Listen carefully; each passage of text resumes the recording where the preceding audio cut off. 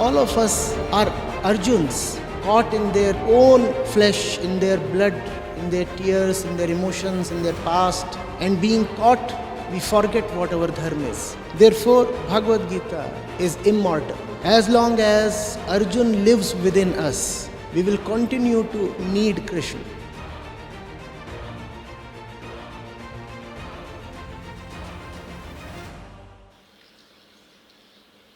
Acharya, the meaning of reservation is providing equal opportunities in every sector to those who don't have proper resources or enough resources.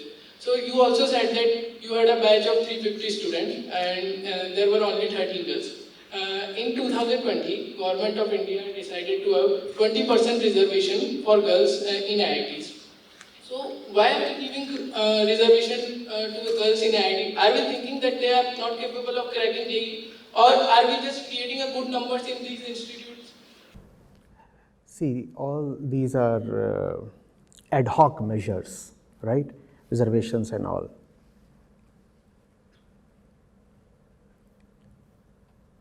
I think reservation, the very concept, militates against the dignity of the human being. Reservation in any form, at any place, for anybody.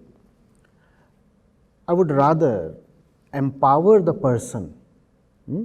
I pick up a person who has been disempowered and disabled for various reasons, and I pick that and I put that person in a particular institution without challenging the fundamental reason that caused him or her to feel weak, then I am not doing much. So I take this very idea that women or girls should have more reservation as not very dignified. What we rather need is that girls and women should know who they are. Their energy, their power has to be unlocked, and a point has to come where there is no need for this concept of reservation. It's an ad hoc thing, as I said. It's a temporary solution. It's not even a solution. It's a temporary treatment that will not cure anything. But just for that temporary duration, it may have some utility. It has to be remembered that it has to be temporary. And it has to be remembered that the real solution lies elsewhere. But Acharya, this temporary solution harms men also. That like if a boy gets 6,000 ranks and a girl gets 8,000 ranks, and she will get admission, the boy will not get admission. So this temporary solution is also harming men. No, this kind of thinking is not good. Let's say there were 100 seats, right? And if you very well know that 20% have been reserved for a particular section, why do you still assume there are 100 seats? Fight for the remaining 80. Raise your own level. Why crib later on that, I had more marks than the ones who were in the reserved category and I didn't get admitted?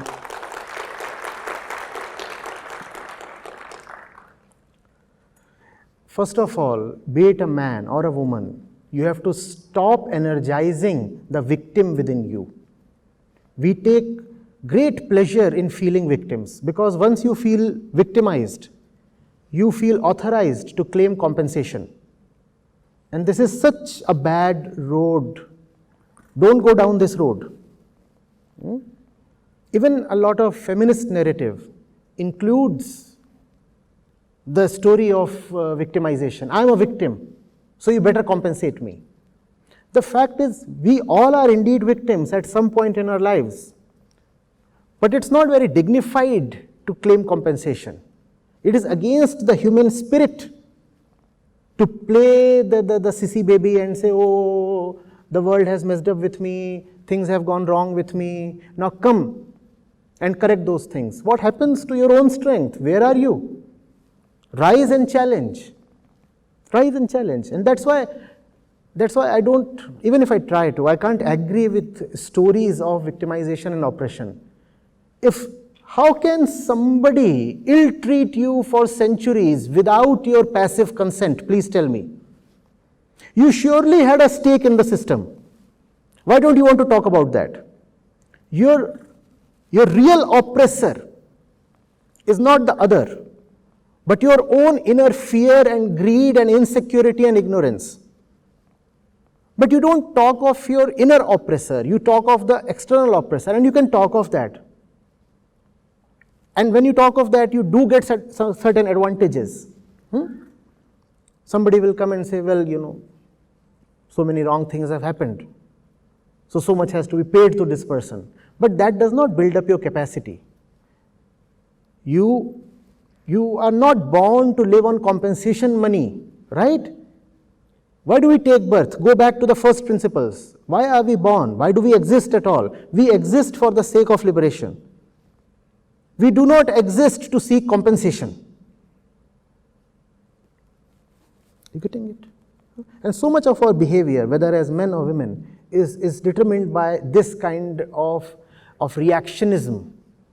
Somebody has done me certain wrong, so now I get the rights to turn the tables on him. You messed up with me, so I'll mess up with you. History tells that you have denied me of certain things, so now I'll deny you of certain things. This takes you nowhere. This takes you nowhere. Realization of your true nature awakens a power that no privilege or compensation can match. You better awaken that power. See the two sides of the same coin. A group of people comes and says, we are the victims, so you give us reservations. And the moment you give them reservations, another group stands up like this and says, oh, the seats have been all taken away, and our cutoffs are way higher than their cutoffs, so now we are the victims. So what do we want now? We want compensation. Who will come to compensate you? If everybody is to be compensated, who exactly is the one making the compensations? We don't go into these questions, right? Don't ask for compensations. Even if you feel somebody has wronged you, take it in your stride. Tell yourself, you have taken away so much from me, now I'll show you who I am. You have taken 10 units away from me, and that further awakens my spirit to earn 100 units. In fact, I thank you for snatching away those 10 units of whatever. Had you not challenged me that way, I would not have awakened to the potential. I would not have taken up the challenge and become bigger. Have that approach in life. A bit of an advice. As this year's Women's Day theme stands for gender equality, there still exists gender inequality in every aspect of the society. So, sir, do you think that education can bridge the gap of gender inequality? And what are the changes that we can make in our education system to move towards a more gender equal society? No, I'll repeat that. See, you're coming with a pre-prepared sheet of questions, and that's why gender equality is a very ordinary objective. I'm repeating that. It's a very, very ordinary objective. Gender equality is much the same as saying that since he is the male chimpanzee, so I want to be his equal as a female chimpanzee. How glorious does that sound? Please tell me. Do not ask for equality. Men are stupid. Why do you want to be equal to them? Why do you want to even proceed in the same dimension as they have? Political power has been with men. Economic power has been with men. Don't you see what they have done with their power? Please. Do you want to go down the same road as enlightened women? Please tell me. Do you want to be female copies of men, remaining females biologically but trying to become men psychologically? Is that what you want to become? No. So just don't try to seek parity with men. In fact, you can learn from all the misdeeds of men and vow to not repeat them. That's the only thing you can look towards men for. Look at man and say, I don't want to be equal to him. Being equal to him is an insult, right? Gender equality, a very, very ordinary objective. You need liberation from your gender identity.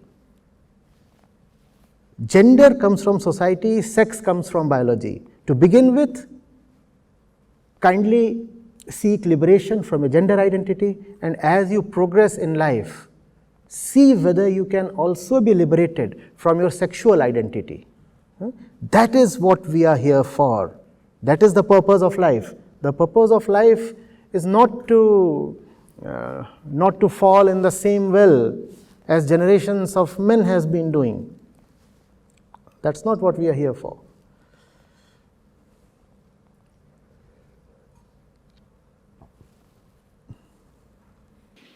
Sir, this liberation of women is such a new concept to me. Like even the basic need like gender equality, which is much less than liberation of women, I came to know about it such a later age. So I want tomorrow's children to know about this or to get the ideas of this such a younger age than myself. So how can that be brought about? Education is the key. Unfortunately, our education focuses almost completely on the material. The physical dimension of living is all that we address in our education. We need to address the real, the inner dimension of life. That which I am talking of is fundamentally Vedanta. Vedanta is not some abstract stuff in arcane Sanskrit that you cannot make head or tail of. Vedanta is this. Vedanta is a very living thing. It tells you what your next decision in life should be. It tells you how to live. It tells you who you are, right? That education needs to be there in our schools, colleges, universities. And if our formal system fails to provide that or accommodate that, then there needs to be an informal way, right? And by informal, I mean something outside the formal governmental system, right? I'm trying a bit of that. The things that are happening here, the books that you're seeing in front of you are all that. I just hope that such books were rather present in our formal syllabus when we were in class 8th or class 10th. That's the time when these books must have been read, but better late than never. Now we are trying to disseminate the message of Vedanta, and to the extent I can see, that is the only way. That is the only way. Sir, the idea of including sex education in a primary syllabus to cut down criminal rates, etc. So what is your take on that? See, it's just that we call ourselves cultured and civilized. Therefore, we call certain behaviors as unacceptable and criminal. But irrespective of how we label those behaviors have largely continued, right? Because those behaviors are commonplace in the jungle. I'll keep going back to the jungle, because that's where these behaviors are really coming from. You're holding that sheet of paper. I snatch it away from you. You will say, see, this is a crime. My property has been taken away, right? But is that not happening all the time in monkeys? You go and observe monkeys. They continuously keep snatching things away from each other. So because we are monkeys, we too do that. We too do that. As long as we are monkeys, crime will remain. Because all crime is nothing but an attempt to extend the material self. That's the Vedantic definition of crime. An attempt to extend the material self at any cost, that's a crime. When you do not know who you are, then you take your welfare as completely divorced from the welfare of the other. Then it's a zero-sum game. She has something, then I don't have that thing. For me to have that thing, I must take it away from her. That's the material approach to life. You understand a zero-sum game? +1, -1. If I have it, I have +1. She has it, then it is a -1 for me. You flip the sides, it is still +1 and -1. The sum remains 0. That's how Prakriti operates. If you have it, I don't have it. If I have it, you don't have it. And that's the thing that applies to all material, does it not? If I have this, how can you have this? And then there will be crime. Because you too want to have it. That is called desire. I too want this. And desire cares for nothing but itself. I too want to have this. And desire is what is killing this planet. Everybody wants to have a good life. All of us want to have lots of this. But the planet does not have enough to give each of us enough of this. And desire is saying, no, I too want this, I too want this. We too want to have the same kind of per capita consumption that the United States has. We too want to have the same kind of per capita usage of electricity that Germany has. I want to have the same number of kids as my neighbor has. And that's what is bringing us to a total destruction now. Please understand, that is crime. To care for the material beyond the worth of the material. To think that the material can give you what it really cannot. That is crime. That is the real definition of crime. But we do not have that definition because that definition is too much for us to handle.